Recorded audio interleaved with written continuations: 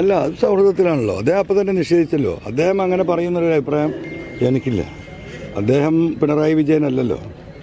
EP is not a Pinarayi Vijayan, മനസ്സിലായില്ലേ? അദ്ദേഹത്തിൻ്റെതായിട്ടുള്ള തറവാടിത്തുള്ള വ്യക്തിയാണ്. അപ്പോൾ പിണറായി വിജയൻ പറയുന്നത് പോലെ ഒരു തറവാടിത്തം ഇല്ലാതെ എന്തെങ്കിലും EP പറയുമെന്ന വിശ്വാസമൊന്നും എനിക്കില്ല. അതുകൊണ്ട് തന്നെയാണ് അദ്ദേഹവുമായിട്ടുള്ള ഒരുപാട് കാലത്തെ ബന്ധം ഉള്ളതുകൊണ്ട് എന്ത് വേണമെങ്കിലും പറഞ്ഞോട്ടെ. വർഗീയവാദിയാണ് എന്ന് EP ജയരാജൻ പറയില്ല എന്ന് രാവിലെ 7 മണിക്കാരോ എന്നെ വിളിച്ച് പറയുമ്പം തന്നെ ഞാനത് നിഷേധിച്ചു. അത് പറയില്ല. കാരണം 16 വർഷത്തെ സൗഹൃദ ബന്ധമുണ്ട്. ഞങ്ങൾ ഒരുമിച്ച് യാത്ര ചെയ്താണ്, ഒരുമിച്ച് കുറേ കിടന്നുറങ്ങിയിട്ട് ഈ വീട്ടിൽ വന്ന് അദ്ദേഹം കിടന്നുറങ്ങിയിട്ടുണ്ട്. നമ്മുടെ കുടുംബ പശ്ചാത്തലം അദ്ദേഹത്തിന് അറിയാം. അപ്പോൾ ആ നിലക്ക് അങ്ങനെ എന്ത് സംഭവിച്ചാലും ഈ പിണറായി പറഞ്ഞതുപോലുള്ള വാക്കുകളൊന്നും അദ്ദേഹം ഉപയോഗിക്കില്ല എന്ന് എനിക്ക് ഉറപ്പാണ്. അതിൻ്റെ അടിസ്ഥാനത്തിലാണ് ഞാൻ ആദ്യം മുതലേ അത് പറഞ്ഞത്. അദ്ദേഹം നിങ്ങളുടെ മുന്നിൽ നിഷേധിക്കുകയും ചെയ്തത്. അല്ല, ഗൂഢാലോചന 100% ഉറപ്പല്ലേ. അത് ചേലക്കരയുമായി ബന്ധപ്പെട്ട ഗൂഢാലോചന, അല്ലെങ്കിൽ പാലക്കാട് ഇലക്ഷൻ്റെ തലേന്നല്ലേ അത് വരേണ്ടത്. ചേലക്കരയിൽ കമ്മ്യൂണിസ്റ്റ് പാർട്ടിയുടെ 50% പ്രവർത്തകർ. ഞാൻ ആർക്ക് വേണ്ടിയാണ് സംസാരിച്ചത്? ഞാൻ എന്തുകൊണ്ടാണ് ഇപ്പോൾ ഇവിടെ ഈ കോലത്തിൽ നിൽക്കേണ്ടി വന്നത്? CPMലെ സാധാരണക്കാരായ പ്രവർത്തകർക്ക്, പാർട്ടി സെക്രട്ടറിമാർക്ക്, LC സെക്രട്ടറിമാർക്ക് പുറത്തിറങ്ങി നടക്കാൻ വയ്യ, പോലീസ് സ്റ്റേഷനിൽ പോകാൻ വയ്യ, ജനങ്ങളുടെ വിഷയങ്ങൾ സംസാരിക്കാനുള്ള ശേഷിയില്ല, അപമാനിക്കപ്പെടുകയാണ്. ഇവിടുത്തെ ഓട്ടോ തൊഴിലാളികൾ, 2 വീലേഴ്സ്, ടാക്സിക്കാർ, പോലീസ് ഈ പറയുന്ന പോലെ അനാവശ്യമായിട്ട് അവരുടെ അടുത്തുനിന്ന് ഫൈന് പിഴിഞ്ഞെടുക്കുകയാണ്. അവരുടെ ജീവിതം പ്രതിസന്ധിയിലാണ്. ഇതിലിടപെടണം എന്നല്ലേ ഞാൻ പറഞ്ഞത്. അപ്പോൾ സ്വാഭാവികമായിട്ടും ഈ ശബ്ദം കേട്ട മനുഷ്യർക്ക് മുഴുവൻ മനസ്സിലാവുമല്ലോ. അവരുടെ വോട്ടാണ് ഞാൻ ഈ പറയുന്നത്. ആ വോട്ട് അവിടെ ഉണ്ടാവും. പാലക്കാടിനെ കുറിച്ച് എനിക്കൊരു ഐഡിയ ഇല്ല. ഒരാഴ്ചയായിട്ട് ഒരു ഐഡിയ ഇല്ല. കാര്യം പറയല്ലോ. അതൊക്കെ അടിസ്ഥാനപരമാണ്. ഒരു വാക്ക് നമ്മൾ പറഞ്ഞിട്ട് വാക്ക് മാറുന്ന പ്രശ്നമേ ഇവിടെ ഇല്ല. വാക്ക് മാറി PV എന്ന് പറഞ്ഞ ശീലമില്ല. പറഞ്ഞ വാക്ക് തല പോയാലേ അവിടെ നിൽക്കും. അത് യാതൊരു തർക്കമില്ല. പാലക്കാട് പിന്തുണ കൊടുത്തിട്ടുണ്ട്. ഞങ്ങളുടെ പ്രവർത്തകരുടെ അപ്പോഴും വർക്ക് ചെയ്തുകൊണ്ടിരിക്കുന്നുണ്ട്. പക്ഷേ പാലക്കാട് വളരെ മോശമായിട്ടാണ് സ്ഥാനാർത്ഥി, അത് പറയുന്ന UDF നേതാക്കൾ, പിൻവലിക്കപ്പെട്ട സ്ഥാനാർത്ഥി മിൻഹാജ്, അദ്ദേഹത്തെ ഒന്ന് കാണാനോ അദ്ദേഹത്തെ ഒരു പിന്തുണ അർത്ഥിക്കാനോ UDF നേതൃത്വം ഒരു മാന്യതയും കാണിച്ചിട്ടില്ല. അതൊരു വസ്തുതയാണ്. അതിലവിടുത്തെ പ്രവർത്തകർക്ക് വിഷമമുണ്ട്. ഞാൻ പറഞ്ഞ മിൻഹാജിനോട് ഒരു കാരണവശാലും അവരുടെ മാന്യത നോക്കണ്ട. അവരെ കണ്ടിട്ടല്ല നമ്മൾ പിന്തുണച്ചത്. നമ്മൾ പൊതുസമൂഹത്തിൻ്റെ ആവശ്യപ്രകാരമാണ് പിന്തുണച്ചത്. നമ്മൾ മുന്നോട്ട് പോയിട്ട് BJPക്കെതിരെയുള്ള സ്ഥാനാർത്ഥി എന്ന നിലക്ക് ഈ പറയുന്ന രാഹുലിനെ ജയിപ്പിക്കാനുള്ള പ്രവൃത്തിയായിട്ട് മുന്നോട്ട് പോകണം. അതങ്ങനെ നടക്കുന്നുണ്ട്.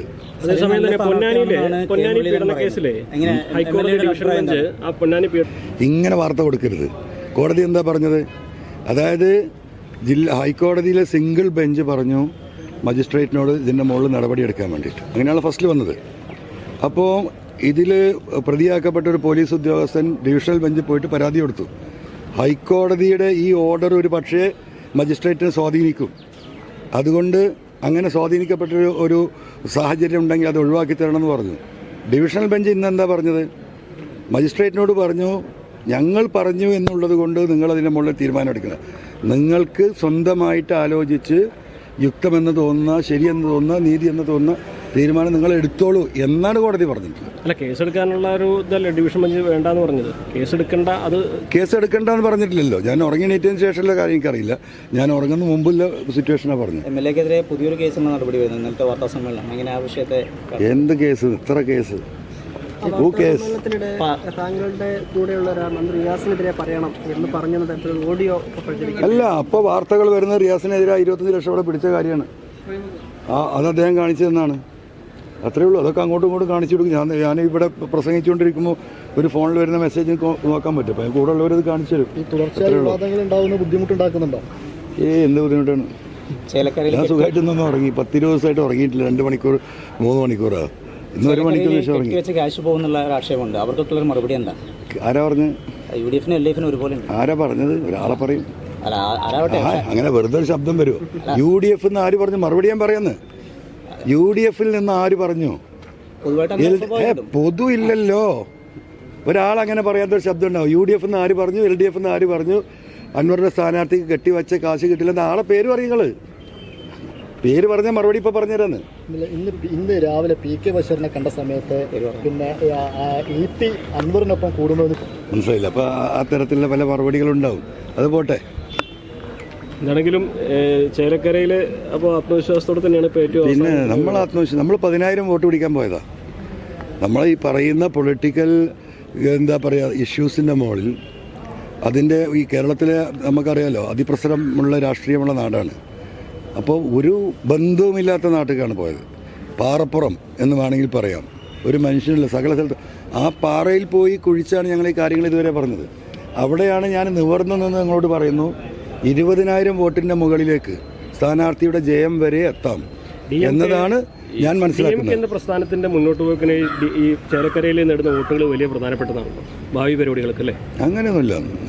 അവിടെ ഇനിയിപ്പോൾ വോട്ടിട്ടില്ലെങ്കിൽ പരിപാടി നിർത്തി പോകാൻ പറ്റുമോ? നമ്മളിപ്പോൾ ഈ മലയോര മേഖലയിലെ സമരമായിട്ട് മുന്നോട്ട് പോവാണ്.